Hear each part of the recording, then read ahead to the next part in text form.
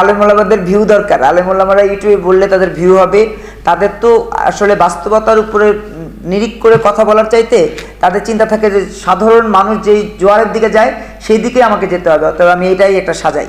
তার কিন্তু বাস্তবতাটা ব্যতিক্রম। বাস্তবতা খালেদা জিয়ার অভিশাপ না, অভিশাপ এখানে সাধারণ মানুষের অভিশাপ। সাধারণ মানুষের অভিশাপ কীভাবে? খালেদা জিয়া তো একজন, কিন্তু 18 কোটি মানুষ প্রতিদিন সকালে ঘুম ভাঙার পরই এই মানে বদদোয়া নিয়ে তার ঘুম ভাঙতো যে আজকে যে আমার সারাদিনের যেই কষ্ট, বঞ্চনা, নিপীড়ন, নির্যাতন, আমার যে গঞ্জনা, সব কিছুর দায় প্রধানমন্ত্রীর, সব কিছুর দায়।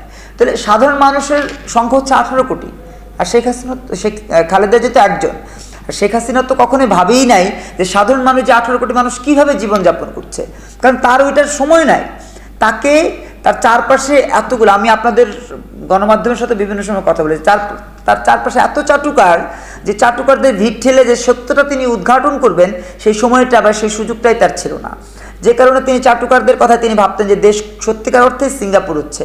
আরে ভাই, সিঙ্গাপুর করার জন্য লি কুন 35 বছর, জীবনের 35টা বছর শ্রম দিয়েছে। 1965 সাল থেকে তিনি 1990 পর্যন্ত সময় দিয়েছেন, তারপরে সিঙ্গাপুর হয়েছে।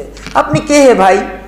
সোনার চামচ মুখে নিয়ে জন্ম নিয়েছেন, রাষ্ট্রপতির ঘরে আপনি জীবনযাপন করেছেন, আবার একজন বিশ্বব্যাপী বিশ্ববরেণ্য বিজ্ঞানীর ঘরে আপনি স্ত্রী ছিলেন।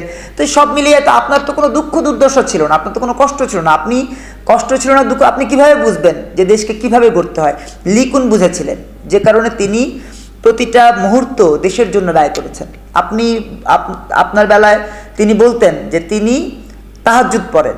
যেই ব্যক্তি তাহাজ্জুদ পড়ে সেই ব্যক্তির ছবি তোলার মতো কিন্তু কোনো লোক থাকার কথা না, বা যেই ব্যক্তি নামাজ পড়েন, প্রকৃত নামাজ, তার ছবি তোলার কোনো সুযোগ, যদি পুরুষ ছবি তুলতে পারে কিন্তু একটা মহিলার তো ছবি তোলার প্রশ্নই ওঠে না।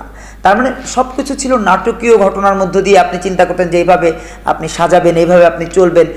আক্ষরিক অর্থে দেশের কল্যাণ আপনি করেননি। আপনি যেটি করেছেন, আপনার কর্মীদেরকে একটা অর্থনৈতিক শক্তিশালী ভিত তৈরি করে দিয়েছেন। আপনি সম্রাটকে তৈরি করেছেন, আপনি পঙ্কজনাথকে তৈরি করেছেন। এই পঙ্কজনাথ এককভাবে 5,000 কোটি টাকার মালিক। একটা এমপি কীভাবে 5,000 কোটি টাকার মালিক হয়?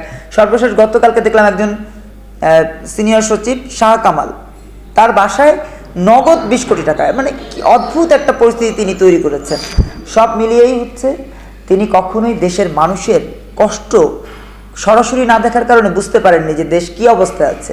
তো ওই যে বুঝতে না পারার কারণে যে দেশ পরিচালনার যে ব্যর্থতা, সেই ব্যর্থতার দায়ের মধ্য দিয়ে যে বদদোয়া, সেই বদদোয়া তার চরম এমন নির্মম পতন তৈরি।